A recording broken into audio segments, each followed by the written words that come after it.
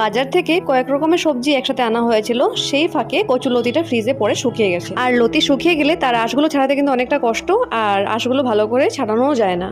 কিন্তু আজকে তোমাদের সাথে যে টিপসটা আমি শেয়ার করব, তার জন্য তোমরা কিন্তু খুব সহজেই এই কচুরলতি শুকনো খোসাগুলো ছাড়িয়ে নিতে পারবে। প্রথমে কিন্তু লতিগুলোকে আমি মধ্য বরাবর ভেঙে সুন্দর করে ধুয়ে নিয়েছি। তারপর কড়াইতে নুন দিয়ে জলটা ভালো করে ফুটে আসার পর দিয়ে দিলাম লতিটা। তারপর 1 মিনিট মতো রেখে আমি গ্যাসটা বন্ধ করে দেবো। আর লতিটা কিন্তু শুকনো মাছ দিয়ে রান্না হবে, তার জন্য শুকনো মাছটা কেটে প্রথমে ভিজিয়ে রেখেছি। তারপর দেখো লতিগুলোকে আমি ছেঁকে ছেঁকে তুলে নিলাম। এবার দেখো খুব সহজেই কিন্তু শুকনো খোসাগুলো উঠে যাচ্ছে। তবে লতিটা কিন্তু তোমরা বেশি সিদ্ধ করবে না, 1 মিনিট মতো রেখে নামিয়ে নেবে।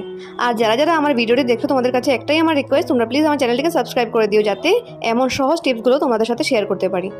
আর যদি তোমাদের আরেকটু ভালো লাগে, তাহলে তোমরা তোমাদের আত্মীয় স্বজনের সাথেও ভিডিওটি শেয়ার করতে পারো।